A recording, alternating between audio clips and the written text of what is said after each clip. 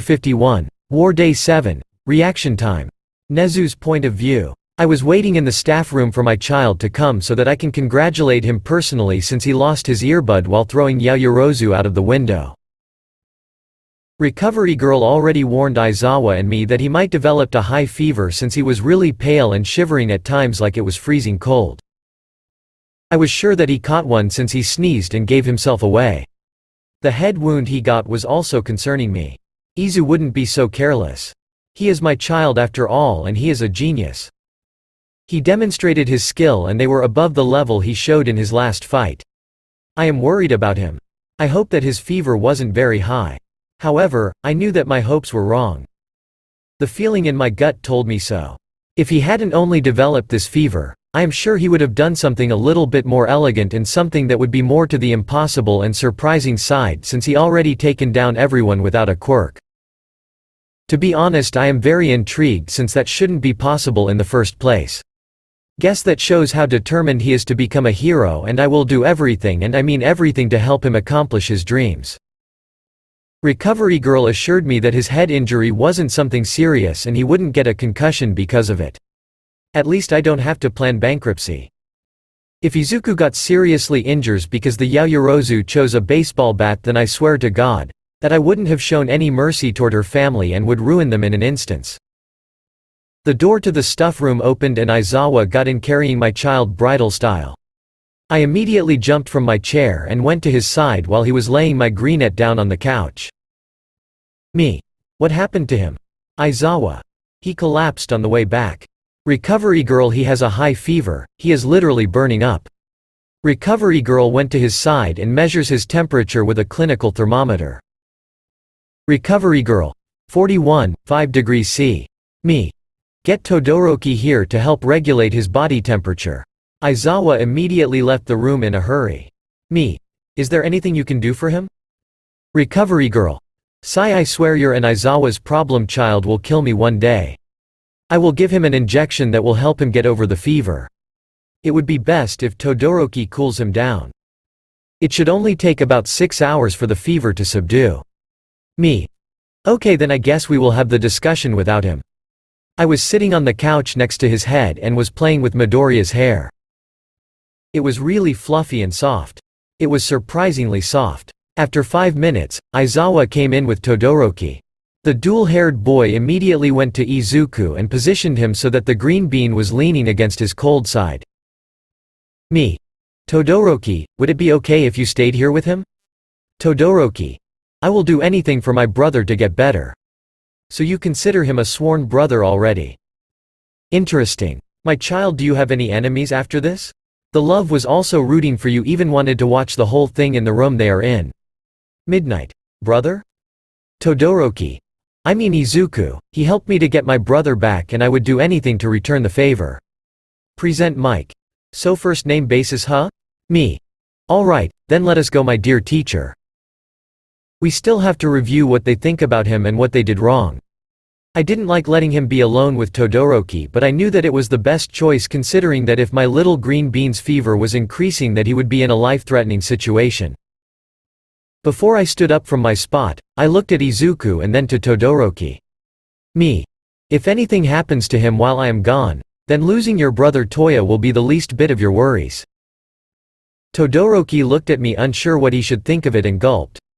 His stoic expression displayed fear, and that was something someone wouldn't see often on this dual-colored boy. I knew that nothing would happen to him while I was away, but I still wanted to make sure that he got my point. Then I hopped down and went outside. Every teacher in the room, including Recovery Girl, went to the observation room where all the disqualified students were staying, plus All Might and some other teachers. As we entered the room, Class 1A was immediately silent while Class 1B didn't notice us. It took them 8 seconds to quiet down. Aizawa. It took you 8 seconds to realize that we are here. No wonder you all got disqualified. Vlad King. Cut it out, Aizawa. This is my class, not yours. Me. Vlad King, I suggest your class takes an example of Aizawa's if they really want to get better, that is. I went to the side with the monitors and stood underneath them. The teachers all lined up beside me. Me. I think all of you learned a lesson or two from this exercise. Bakugo. Where the fuck is that stupid Deku? Aizawa. That is none of your concern. Yaoyoroza. He looks sick. Is he okay? You dare hit him on the head while knowing that he is sick? I might really need to consider my choice and get back at her and her family. I don't care who they are. Nothing and no one can stop me. Monoma. Yeah, right, sick in his head. What did he just said? The teachers immediately noticed the change of my aura and I was so close to rip his throat out. Vlad King. I wouldn't say anything about his mental health if I were you. There will not be any discussions about this. Mineta. Why? He is a sick psychopath. That clearly doesn't deserve to be here. Aizawa. Pack you things and go home. You are expelled. Me. From tomorrow onward if you lay a single foot into UA ever again then you will wish so see the sunlight again. Me. Does anyone else have anything to say about his mental health? Silent filled the room. Me. No? Thought so. Me. Well then, let's continue this. Aizawa and Vlad King were pointing out their mistakes and at the end of it all everyone looked verbally beaten up. It took us 4 hours to get the point right that they have all misjudged Izuku and that they weren't prepared for it. How I wish Izuku were here. He would have loved it. They still couldn't believe that their cinnamon roll could do this. Present mic. Are there any more questions, little listeners? Iida. Sir, I do have one if you don't mind. Midnight. What is it? Iida. Is it true that we had 2 traitors in our class? Aizawa. Sai yes that's true. Asui. How come Midoriya knew about them? Ribbit. Me. After we suspected him, he must have done his own investigations to find the traitor. Aosi. That makes sense. Ribbit. Kaminari. I can't believe that. She was one of them. Why? Me. That we don't know yet. Then suddenly the door opened and 2 more students came in. Izuku? What in the world are you doing here? Now I am really questioning if your head injury didn't mess with your brain. Aizawa. Problem child? Recovery girl? Oh dear. Midoriya. What are you even thinking? Midoriya. That I wanted to see their expressions but judging from their looks, I am already late. Too bad. I was really hoping to see their faces. Bakugo. Boom Deku. Boom. I watched everyone freeze for a second before Bakugo let out one of his explosion. A growl escaped my lips and the teachers already knew that that was a bad omen. Me. Don't you dare go to him. However, he wasn't listening to me. Everyone else in the room did. I never growl or drop my smile in front of my students but this was something different. No one threatens or hurts my green bean. My animal instincts were kicking in hard. I saw him stepping toward my child and immediately saw red. But before I could reach him something was already wrapped around him and pulled him away. Aizawa. I suggest you calm down Bakugo. All Might. He did nothing wrong Aizawa. Let the child go. Me. You still holding a grudge? Excuse my language but for fuck's sake, haven't you learned anything? Midoriya. Wait what grudge? Me. Oh didn't I tell you? Midoriya. Tell me what? I was grinning from ear to ear and so was Izuku. He figured out what I was going to say next and that alone was interesting to say the least.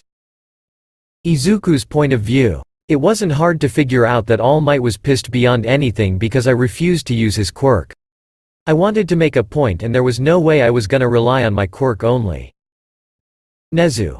I believe you figured it out. Me. It's not that hard if I think about it.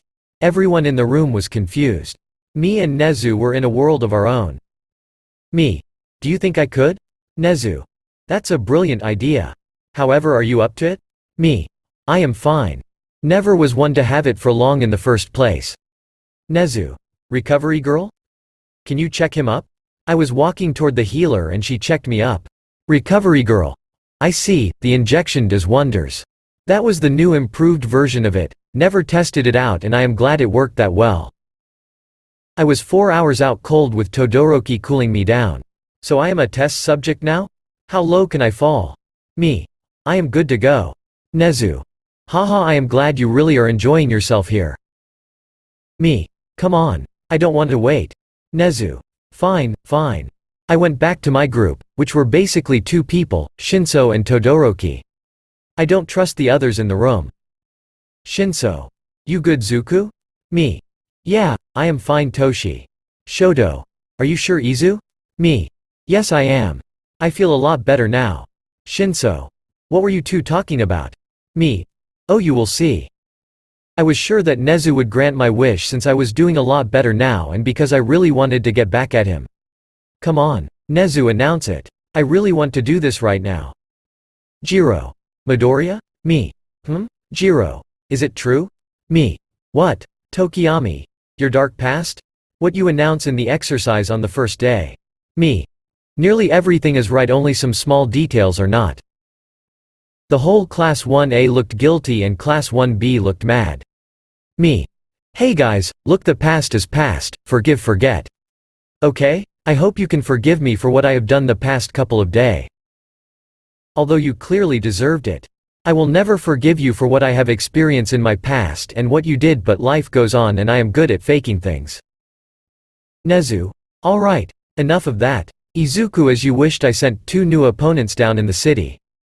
They are waiting for you. Me. Thank you. With that I turned around and was about to leave when suddenly my homeroom caterpillar's voice stopped me. Aizawa. Problem child. You don't have any weapons on you at the moment. He then went to my side and took his capture weapon off. Where did I left mine? Oh, no. Did I lose it? Why? I loved it. I want mine back. Then he placed it around my neck. Aizawa. Go and beat their asses. This he said so that only I could hear. Me. Yes, sir. Then I went down for the last showdown.